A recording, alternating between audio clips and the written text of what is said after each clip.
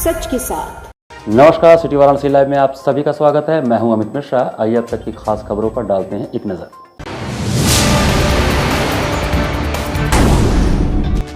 मान्यवर Kashiram silk exchange centre में कर्नाटक सरकार के रेशम डिपो का शुभारंभ। पीएम मोदी के जन्मदिन की पूर्व संध्या पर हुए विभिन्न धार्मिक आयोजन, दीर्घायु होने के लिए की गई कामना। बनारस कोचिंग डिपो में संरक्षा विभाग एवं एनडीआरएफ टीम द्वारा फुल स्केल मॉक ड्रिल का अभ्यास। और शंकराचार्य स्वामी स्वरूपानंद सरस्वती जी को साष्टांग दंडवत प्रणाम कर दी गई श्रद्धांजलि। और अब समाचार विस्तार से। वाराणसी के मान्यवर काशीराम सिल्क एक्सपो सेंटर में कर्नाटक सरकार के रेशम विभाग ने रेशम डिपो की शुरुआत की।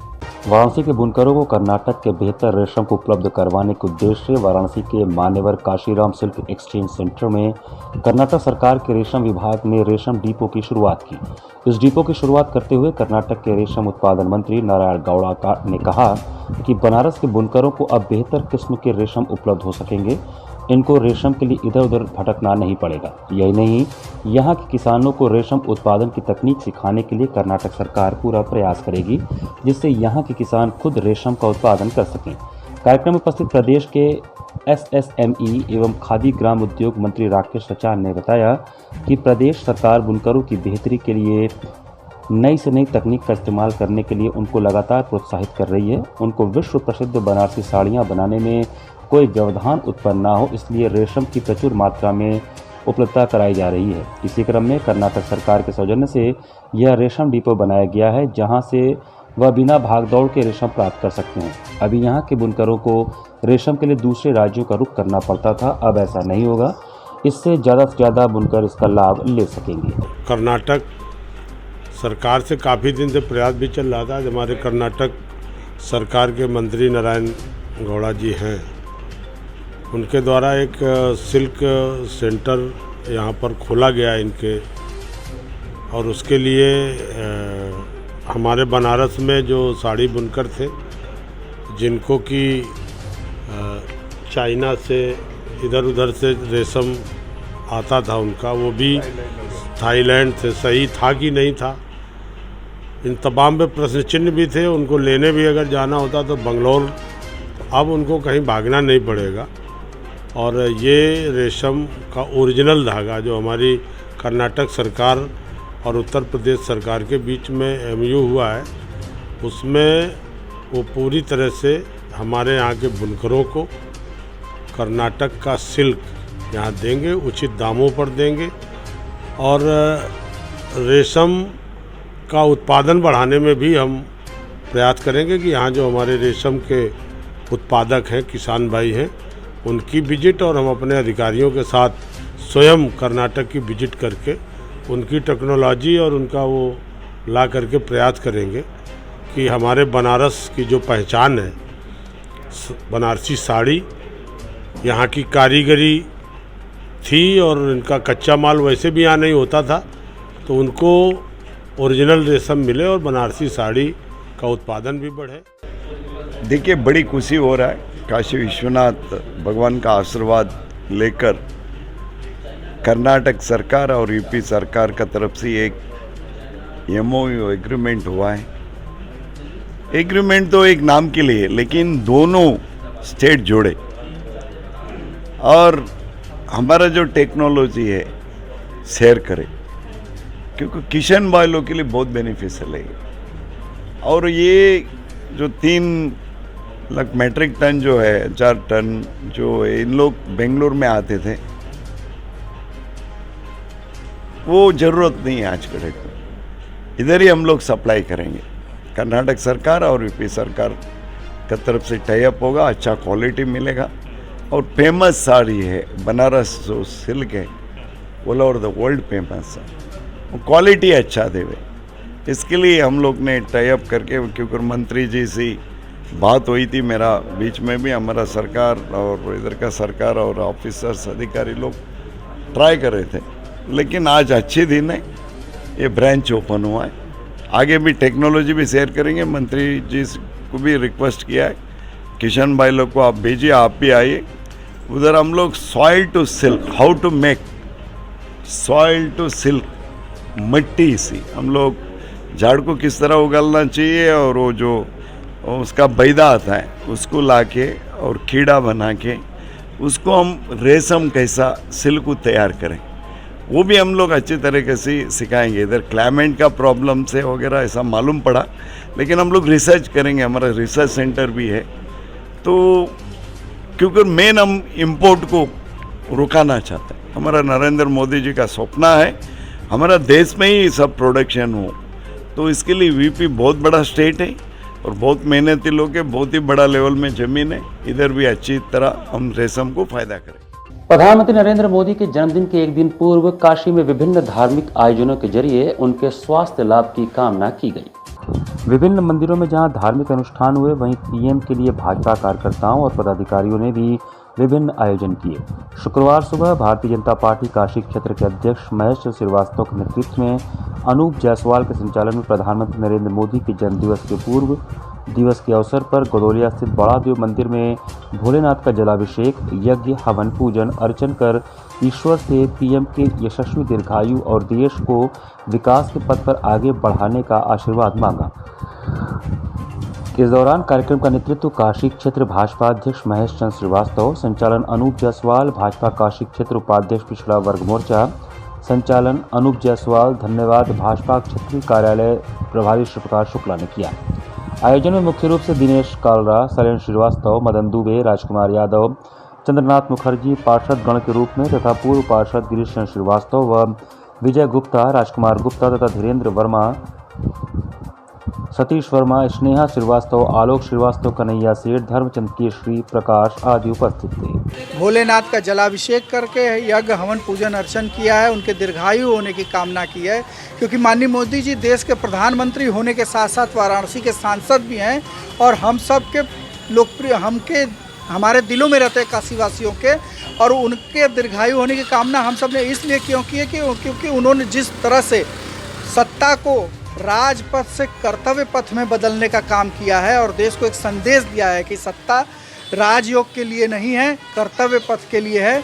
और हम सब भाजपा कार्यकर्ता उस कर्तव्य पथ पर चल करके देश की सेवा, 130 करोड़ देशवासियों का सेवा का काम करेंगे। इस जन्मदिन पर ये संकल्प के साथ उनका जन्मदिन मनाया है और हम सब ये कामना करते हैं कि ईश्वर उनको हमारी आयु भी दे दे, क्योंकि अगर वो दीर्घायु होंगे तो भारत का आने वाला भविष्य, हमारा परिवार दीर्घायु होगा, भारत विश्व गुरु के स्थान पर स्थापित होगा। इस कामना के साथ उनके दीर्घायु होने की कामना की है। उनसे माँ गंगा, बाबा विश्वनाथ उनको लंबी आयु दे, उनको यशस्वी आयु दे, भारत को एक विश्व गुरु के स्थान पर स्थापित करने का सामर्थ्य दे। शुक्रवार को सैनपुरा स्थित पशु चिकित्सालय में नगर निगम पशु चिकित्सालय विभाग के कर्मचारियों ने अपनी विभिन्न समस्याओं को लेकर धरना प्रदर्शन किया। नगर निगम पशु चिकित्सालय विभाग के कर्मचारियों ने अपनी विभिन्न समस्याओं को लेकर शुक्रवार को सैनपुरा स्थित पशु चिकित्सालय पर जोरदार धरना प्रदर्शन किया। प्रदर्शन कर रहे कर्मचारियों का कहना था कि ठेकेदार द्वारा उन्हें अपशब्दों का प्रयोग किया जाता है और हम लोगों को तनख्वाह भी बकाया है। उन्होंने चिकित्सालय पर नारेबाजी करते हुए वहां के अस्पताल के मुख्य डॉक्टर अजय प्रताप सिंह से अपनी समस्या बताई और कहा कि ठेकेदार हम लोगों का वेतन नहीं देता, मांगने पर गाली देता है, जिससे हम लोग भूखमरी की कगार पर पहुंच गए हैं। चिकित्साधिकारी ने कर्मचारियों की बात सुनकर तत्काल ठेकेदार पर कार्रवाई की बात कही, जिसके बाद धरना प्रदर्शन समाप्त हुआ।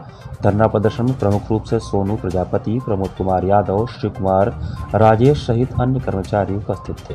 जो कि वेतन मतलब सही टाइम पर कभी नहीं मिलता है, चाहे त्यौहार हो चाहे कोई चीज़ हो, हम लोगों को बीवी बच्चे बाल गोपाल सब मतलब बढ़ते हैं कि हम लोगों को मतलब तनख्वाह मिले तो हम लोग मतलब उन लोगों को खिलाएं पिलाएं पढ़ाएं लिखाएं। लेकिन पे ये कैसे यहाँ भी नहीं होता है। हम लोग 10,000 रुपये पाते हैं, 10,000 रुपये में भी हम लोग काम करने के लिए पूरे सक्षम रहते हैं। सीएम, मुख्यमंत्री या कोई भी मतलब प्रधानमंत्री आ जाता है, कोई भी आते हैं। आप लोग हैं क्या कर? हम लोग नगर निगम स्वास्थ्य विभाग से हैं। क्या काम है आपका? पशु पकड़ना हमारा काम है। पूरे मतलब बनारस को मतलब सफाई व्यवस्था करना, छुट्टा पशु जितने हैं हम लोग उसको पकड़कर कानी हाउस में बंद किया जाता है। कब का पैसा बाकी है आप लोगों? हम लोग का मतलब पिछले महीना का बाकी है, जो कि आज दिनांक 16/9/2022 हो गया।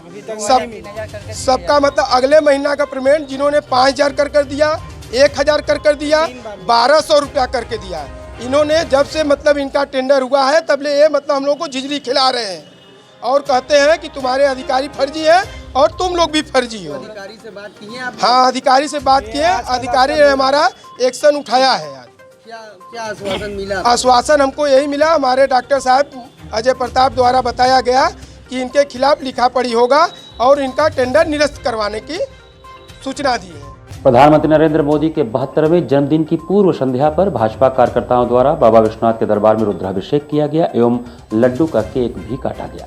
प्रधानमंत्री नरेंद्र मोदी के 72वें जन्म दिवस की पूर्व संध्या पर पूर्व जिला पंचायत अध्यक्ष कन्हैयालाल गुप्ता द्वारा प्रधानमंत्री के दीर्घायु के लिए काशी विश्वनाथ मंदिर में आचार्यों द्वारा रुद्राभिषेक एवं 72 किलो लड्डू का केक काटकर लोगों में मिष्ठान वितरित किया गया।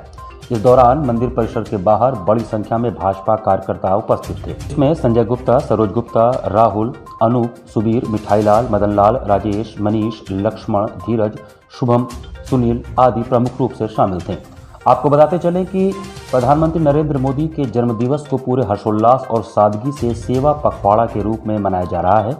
हर क्षेत्र, चाहे वह शिक्षा हो, साफ सफाई हो, गरीब एवं मलिन बस्ती के बच्चों को शिक्षा की मुख्य धारा से जुड़ने के लिए प्रेरित करना हो तथा उन्हें स्कूल भेजने से लेकर स्कूल बैग व किताब कॉपी उपलब्ध कराने तक के कार्य इस पखवाड़े में किए जा रहे हैं। नरेंद्र मोदी जी जो देश नहीं पूरे दुनिया के नेता हैं और जिन्होंने इस कॉरिडोर को इस आतताइयों से मुक्त कराया है। हम लोग कभी कल्पना नहीं कर सकते थे कितना बड़ा कॉरिडोर बन जाएगा जो भारत में नहीं पूरे दुनिया में नाम करेगा। हम लोग ऐसी कल्पना नहीं थी। हम लोग इसीलिए ऐसे यशस्वी प्रधानमंत्री जो यहाँ के सांसद हैं उनके ज़िंदगी के 72वें वर्ष में हम लोग दशाश्वमेध घाट पर गरीबों को मिठाई वितरण किए हैं। बाबा धाम में हम लोग बाकायदा रुद्राभिषेक हुआ है और इसके बाद सारे जगह हम लोग सारे साथी हमारे सब जगह मिष्ठान वितरण कर रहे हैं पूरे बनारस जनपद। और हम लोग यही कामना है कि बाबा विश्वनाथ जिनको उन्होंने मुक्त कराया है वह आज खुद इतना बड़ा आशीर्वाद दे दें आदरणीय मोदी जी को कि पूरे दुनिया में उनका इसी प्रकार से नाम चमकता रहे।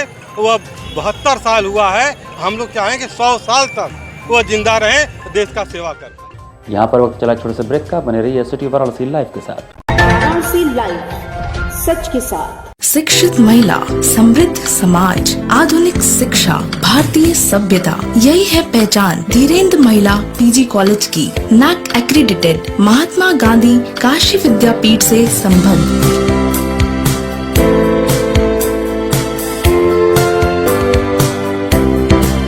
Admission open for BBA, BCA, BA, BCom, BSc, BFA, BMUS, BTC, DLED and B.Ed, BPEd, Bachelor of Library Science, BA, Mass Comm and MA, MCom and MFA. Wi-Fi equipped, rich library, state-of-the-art computer lab. Our 10 gold medalists and merit holders of the university, NCC, safe transportation.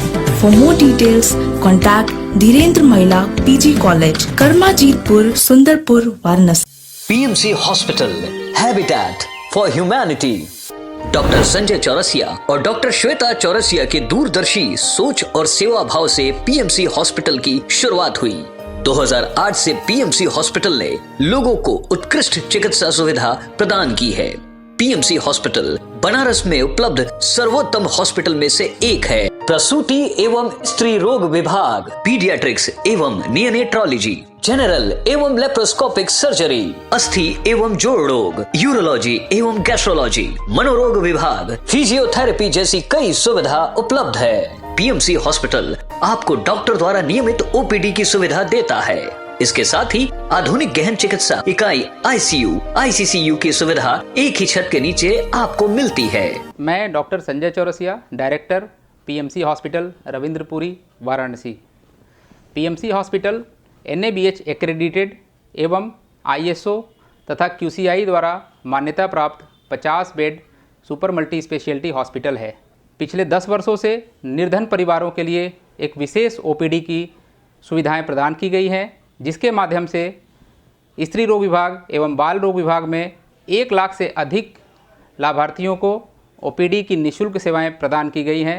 हमारा उद्देश्य है कि कम खर्च में उत्कृष्ट स्वास्थ्य सेवाएं आम जनमानस को सर्वसुलभ कराएं। PMC Hospital, Habitat for Humanity, Ravindra Extension, behind Durga Kund, Varanasi. Helpline number 0542-2310-155 और call 8808960005। कोरोना वायरस ने देश में एक बार फिर से रफ्तार पकड़ ली है। ऐसे में जरूरी है कि सभी लोग पूरी एहतियात बरतें। घर से बाहर निकलते समय मास्क का सदैव प्रयोग करें। समय समय पर हाथों को सैनिटाइजर से सैनिटाइज करें। ज्यादा भीड़ भाड़ वाली जगहों में जाने से बचें। 2 गज की दूरी का पालन करें। स्वस्थ रहें, सुरक्षित रहें। जनहित में जारी वाराणसी लाइव। वाराणसी लाइव, सच के साथ। ब्रेक के बाद आपका स्वागत है। ज्ञानवापी श्रृंगार गौरी मामले में अदालत के फैसले के बाद से पुलिस प्रशासन लगातार चौकसी बरत रहा है। शुक्रवार को जुमे की नमाज को देखते हुए ज्ञानवापी समेत शहर के विभिन्न क्षेत्रों में विशेष चौकसी बरती गई। इस दौरान एसीपी दशाश्वमेध अवधेश पांडे फोर्स के साथ बराबर चौक क्षेत्र में चक्रमण करते रहे। फोर्स को बराबर सतर्कता बरतने की हिदायत देते रहे। पुलिस कमिश्नर ए सतीश गणेश ने पहले ही सभी थानों को अलर्ट कर दिया है। प्रशासन ज्ञानवापी क्षेत्र पर विशेष नजर बनाए हुए है। शुक्रवार को कड़ी सुरक्षा व्यवस्था के बीच ज्ञानवापी समेत विभिन्न मस्जिदों में जुमे की नमाज सकुशल संपन्न हुई। इसके अलावा नई सड़क, जैतपुरा, पक्की बाजार, रामनगर, लोहता, मिर्जा मुराद समेत विभिन्न थानों की पुलिस चौकसी बरत रही थी।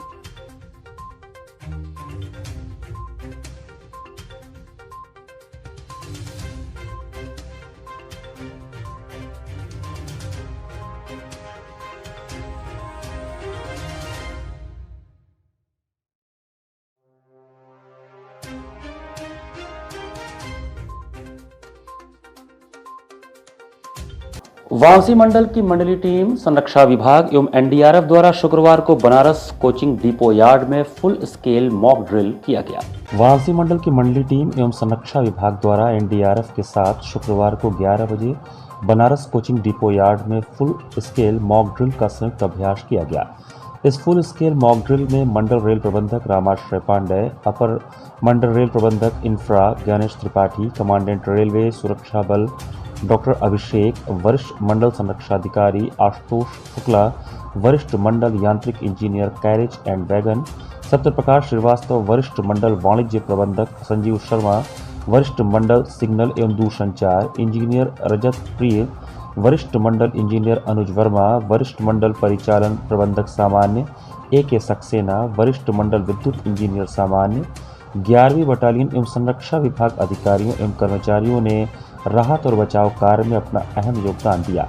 इसके तहत नियंत्रण कक्ष से 10:52 पर सूचना मिली कि गाड़ी संख्या 23902 अप मेला स्पेशल का 5वां कोच बनारस वाराणसी जंक्शन रेलखंड के मध्य OHE किलोमीटर 207/2324 पर कोचिंग डिपो के वॉशिंग पिट के पास 4 चक्के से डिरेल हो गया है तथा कोच में आग लग गई है, जिसमें 6 यात्रियों के गंभीर रूप से घायल होने की सूचना प्रसारित की गई। घटना की सूचना मिलते ही ART, ARME तथा संबंधित अधिकारी एवं पर्यवेक्षक घटनास्थल पर पहुंच गए। इसके साथ ही एनडीआरएफ, फायर ब्रिगेड, जिला प्रशासन, लोकल पुलिस भी घटनास्थल पर आई।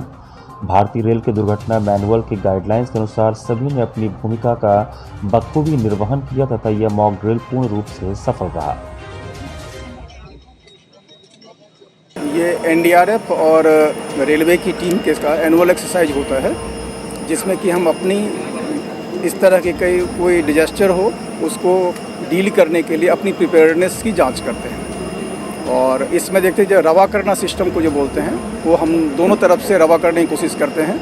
और उसमें जैसे ये पीच टाइम है, ये पता है कि ये ड्रिल है, इसमें जब हम देखते हैं कि ये कमी है और इसको हम आगे इम्प्रूव करें, जिससे कि कभी अगर ऐसा होता है तो उसके लिए हम ज़्यादा तैयार रहें।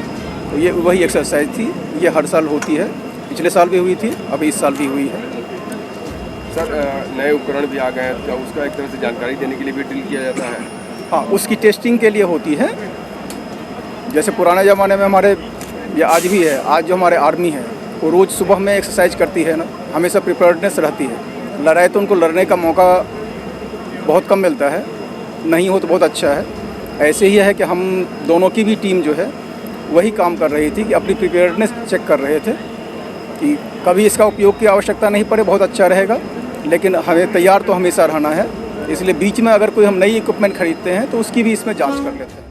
मॉक एक्सरसाइज का आयोजन किया गया जिसमें रेलवे के साथ में एनडीआरएफ और अन्य एजेंसियां भी शामिल थीं।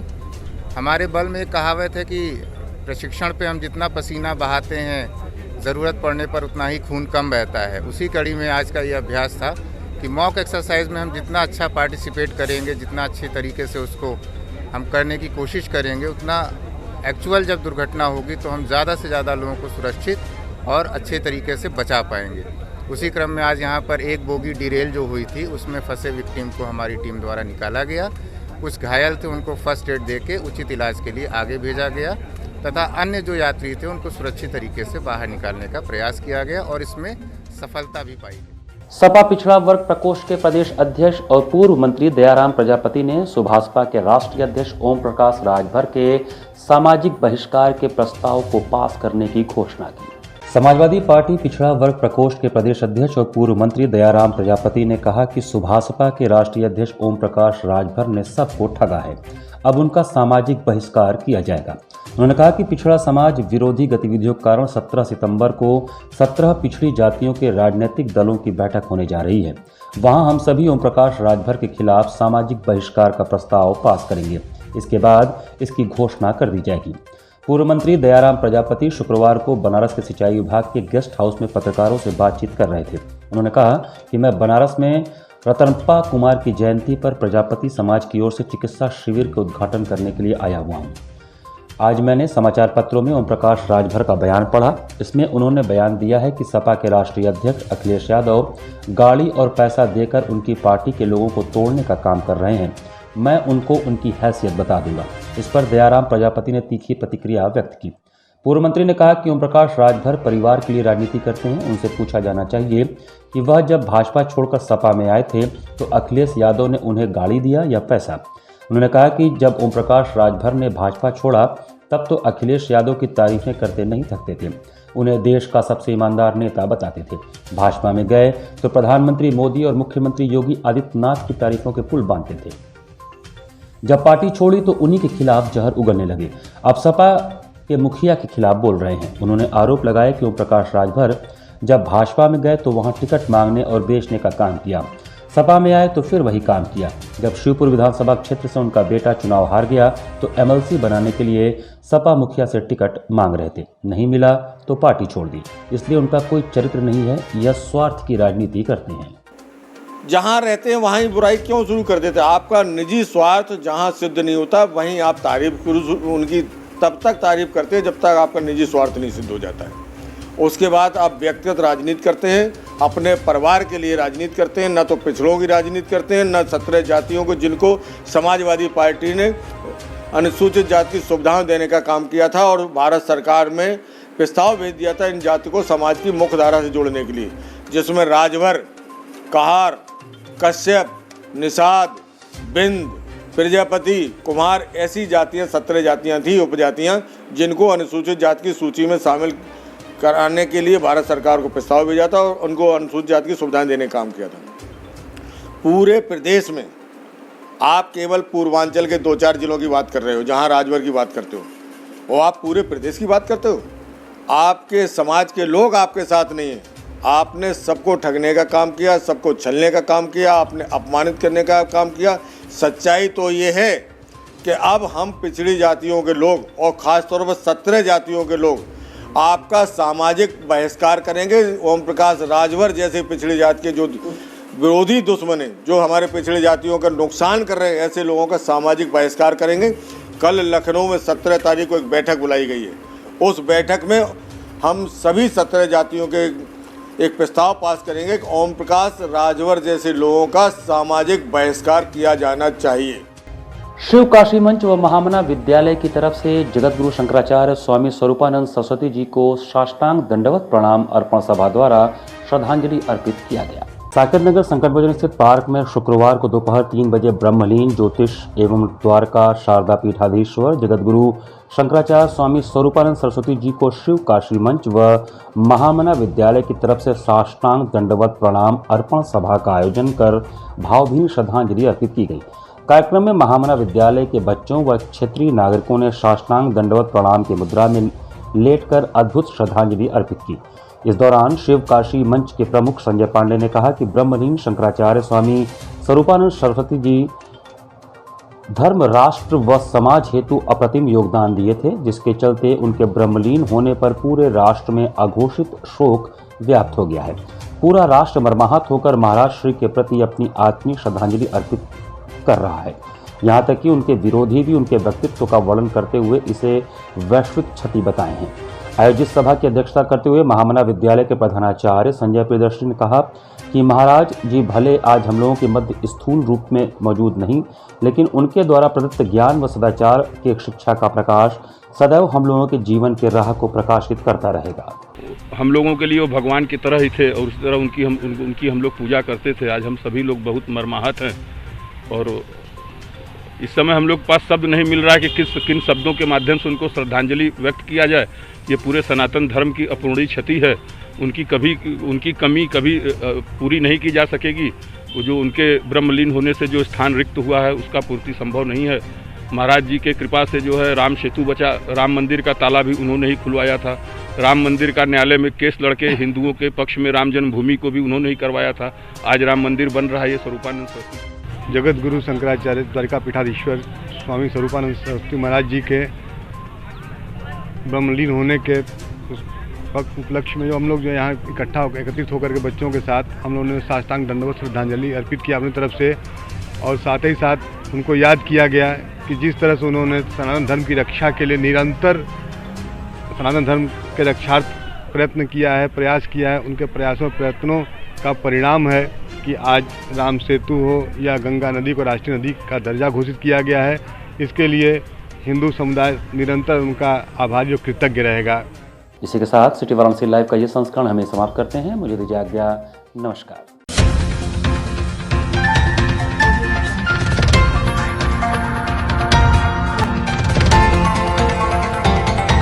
वाराणसी लाइव, सच के साथ।